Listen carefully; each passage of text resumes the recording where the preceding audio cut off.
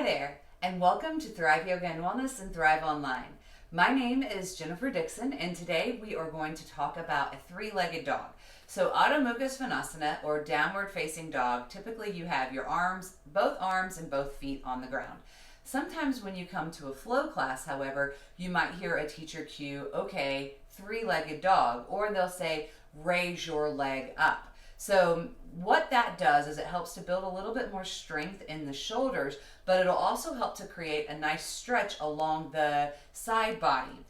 But what people often like to do is they like to dump in the shoulders and dump in the low back instead of keeping the muscles engaged, which might feel like you're not getting as good of a stretch, but over time it's a safer way to perform the posture, and it'll create the flexibility and the mobility that you need in a more structured, safe environment. Maybe that sounds a better way of saying it than just saying sloppy, right? So to get started, we're going to be in a downward facing dog. Downward facing dog, remember your hands are shoulders width distance apart, your feet are hips width distance apart, and your heels are reaching for the ground.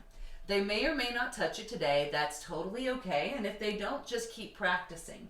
Now you want to make sure that instead of having this really long downward facing dog, that you kind of have a shorter downward facing dog. It helps to create more strength in the shoulders, but it also helps to keep the shoulder girdle more engaged.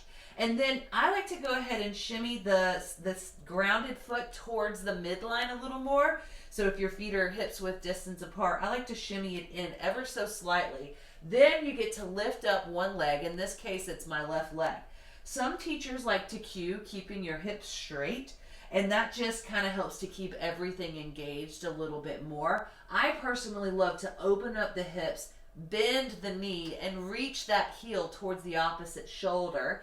That way you get an awesome stretch along the left side body.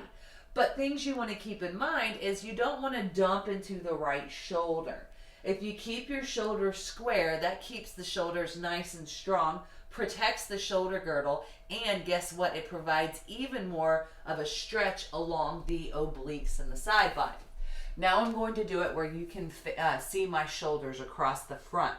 So again, you're going to have your hands shoulders width distance apart, feet about hips width distance apart, coming into your downward facing dog.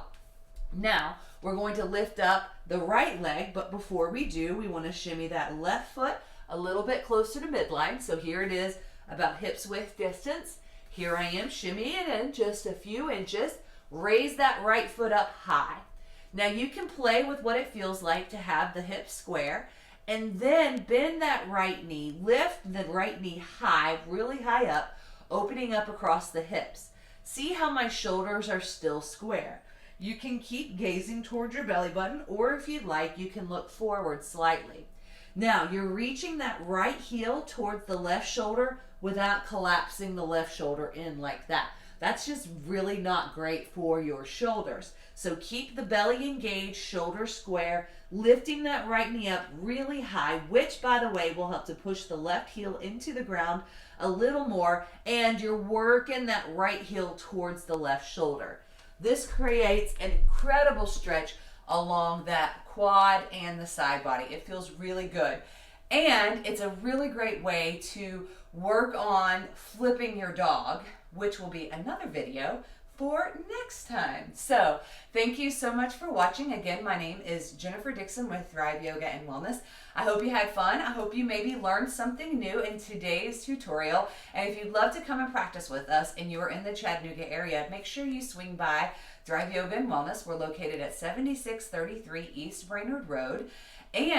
Or if you're not in Chattanooga and you liked this tutorial, make sure you subscribe to this channel and then go check us out online, thriveyogaandwellness.com/thrive-online, where you can gain access to tutorials just like this and yoga inspired workouts where it's all about building strength and endurance first and letting that mobility come in a natural, safe, progressive way. It'll come as long as you practice, right? So again, my name is Jennifer Dixon. Make sure you subscribe to our channel and stay tuned for more tutorials and full-length workouts coming soon. Take care. Bye-bye.